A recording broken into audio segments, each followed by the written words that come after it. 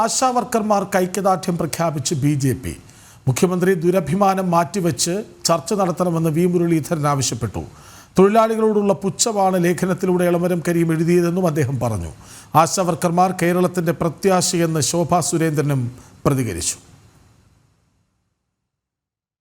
അതുകൊണ്ട് അർദ്ധപട്ടണിക്കാരോട് തൊഴിലാളി നേതാവായിട്ട് കോടികൾ ഉണ്ടാക്കിയ ആളുകൾക്ക് പുച്ഛം തോന്നുന്നത് എനിക്ക് മനസ്സിലാക്കാം.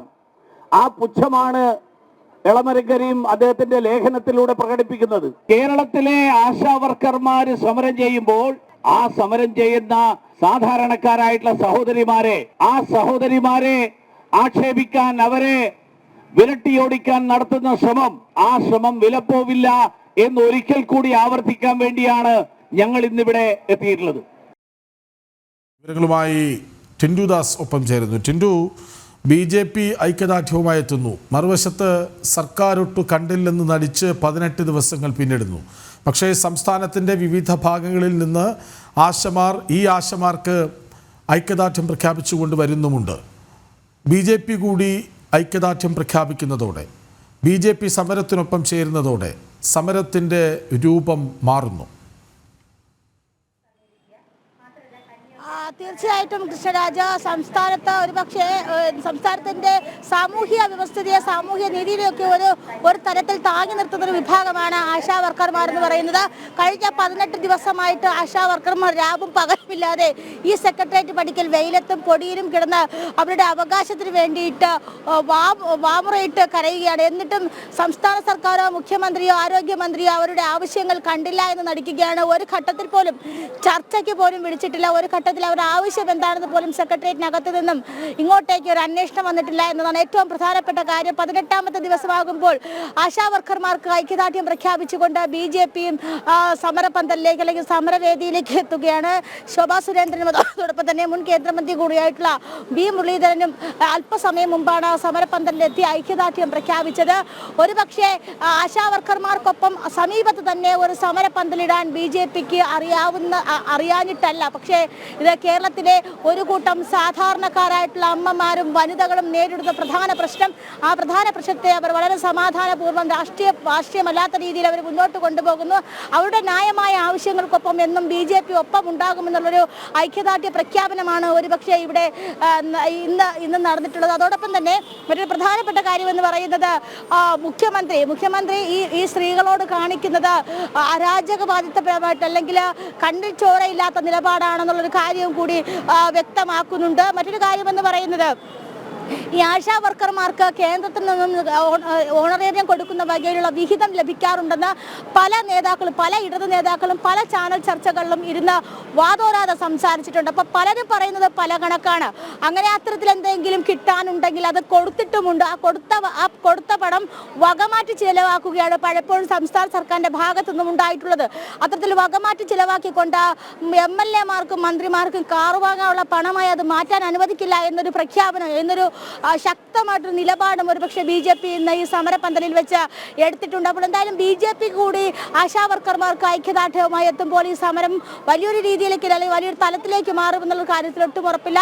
ഇന്ന് ആലപ്പുഴയിലും എറണാകുളത്തും ആശാ വർക്കർമാരുടെ ജില്ലാ നേതൃത്വത്തിന്റെ അല്ലെങ്കിൽ ജില്ലാ ഘടകങ്ങളുടെ നേതൃത്വത്തിൽ സമരം നടക്കുന്നുണ്ട്. അപ്പോൾ ഈ സമരം ഒരു സംസ്ഥാന വ്യാപകമായിട്ടൊരു സമരമായിട്ട് മാറാൻ തന്നെയാണ് പോകുന്നത്.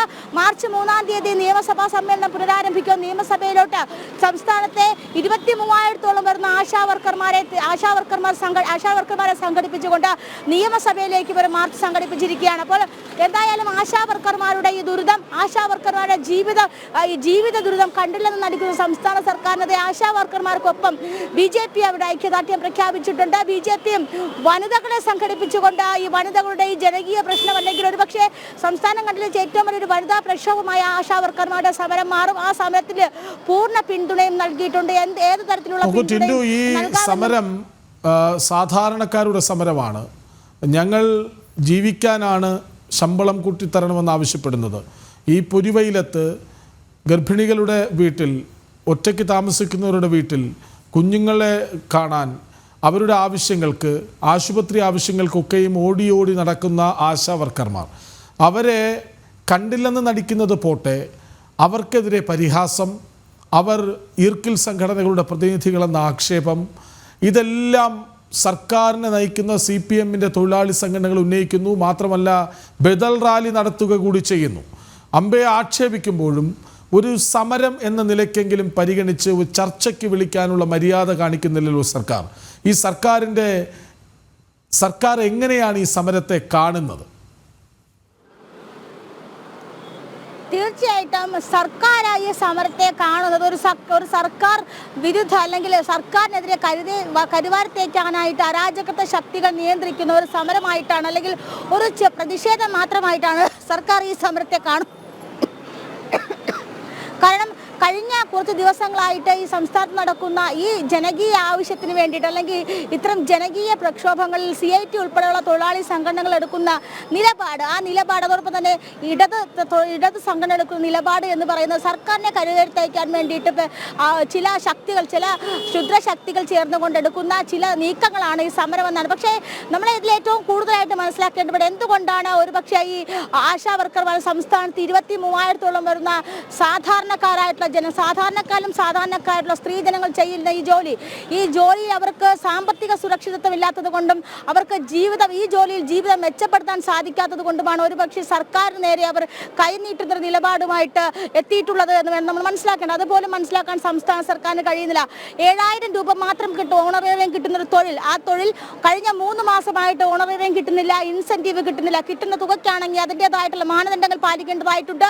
ചില മാനദണ്ഡങ്ങൾ പാലിച്ചാൽ മാത്രമേ ആ 7,000 രൂപ പോലും കിട്ടുന്ന ഒരു അവസരത്തിലേക്ക് കിട്ടുന്ന ഒരു സാഹചര്യമുള്ള. അപ്പോൾ അത്രയും ദുരിതപൂർണമായിട്ടൊരു ജീവിതം നയിക്കുന്നവരെ അവരുടെ അവകാശങ്ങൾക്ക് വേണ്ടി സമരം ചെയ്യുമ്പോൾ ആ സമരം കണ്ടില്ല എന്ന് നടക്കുകയാണ് സംസ്ഥാന സർക്കാരിൻ്റെ ഭാഗത്തു നിന്നുള്ളത്. കാരണം കഴിഞ്ഞ മന്ത്രിസഭയിലൊക്കെ PSC അംഗങ്ങൾക്കും അതോടൊപ്പം തന്നെ മറ്റ് ക്യാബിനറ്റ് പദവിയുള്ള അംഗങ്ങൾക്കൊക്കെ വരുമാനവും അവർക്ക് വേണ്ടിയിട്ടുള്ള അലവൻസും ഒക്കെ കൂട്ടുമ്പോൾ ഇവരെ പോലുള്ള സാധാരണക്കാർ ഇവിടെ ദുരിതം അനുഭവിക്കുകയാണ്.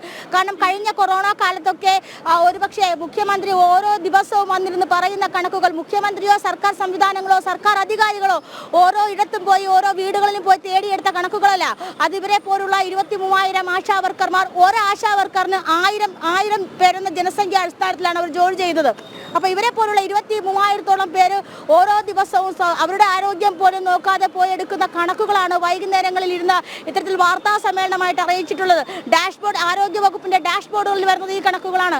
അതോടൊപ്പം തന്നെ ഗർഭിണികളുടെ കണക്കുകൾ, പാലിയേറ്റീവ് കെയർ യൂണിറ്റുകളുടെ കണക്കുകൾ, പ്രമേഹ രോഗികളുടെ കണക്കുകൾ, അത്തരത്തിൽ ജീവിതശൈലി രോഗങ്ങൾ അനുഭവിക്കുന്നവരുടെ കണക്കുകൾ കേന്ദ്ര സർക്കാരിന് മുന്നിലും ലോക ആരോഗ്യ സംഘടനകളൊക്കെ മുന്നിലും കേരളം വെക്കുന്ന കണക്കുകൾ ഇവരെ പോലുള്ള സാധാരണക്കാരായിട്ടുള്ള ആശാ വർക്കർമാർ ഗ്രൗണ്ടിലിറങ്ങി പണിയെടുത്തുകൊണ്ട് ഗ്രൗണ്ടിലിറങ്ങി ഡേറ്റകൾ ശേഖരിച്ചുകൊണ്ട് അവരുടെ ആരോഗ്യം പോലും നോക്കാതെ എടുത്ത കണക്കുകളാണ്. ഇതാണ് സംസ്ഥാന സർക്കാർ കണ്ടില്ല എന്ന് നടിക്കുന്നത്. കഴിഞ്ഞ 18 ദിവസമായിട്ട് രാവും പകലും ഇവരിവിടെ സമരം ചെയ്യുന്നുണ്ട്. ഒരു ഘട്ടത്തിൽ പോലും സംസ്ഥാന സർക്കാരോ അധികാരികളോ എന്തിനാണ് ഇത്തരത്തിൽ സമരം ചെയ്യുന്നതെന്ന് ചോദിച്ചിട്ടില്ല. മറ്റൊരു കാര്യം, കോവിഡ് കാലത്ത് സർക്കാരിൻ്റെ പ്രചാരകരെ പോലെ വീടുകൾ കയറിയിറങ്ങി ഒരു മാസ്കിൻ്റെ മാത്രം പിൻബലത്തിൽ വീടുകൾ കയറിയിറങ്ങി ഓക്സിജൻ്റെ അളവെടുക്കാൻ അല്ലെങ്കിൽ ഗുളികകൾ നൽകാൻ അവരെ പരിചരിക്കാനൊക്കെ മുന്നിൽ നിന്ന ഒരു ജനവിഭാഗത്തെയാണ്, ഒരു സമൂഹത്തെയാണ് ഇങ്ങനെ സർക്കാർ കണ്ടില്ലെന്ന് നടിക്കുന്നത്. വിവരങ്ങൾ നൽകുകയായിരുന്നു ടിൻഡു ദാസ്.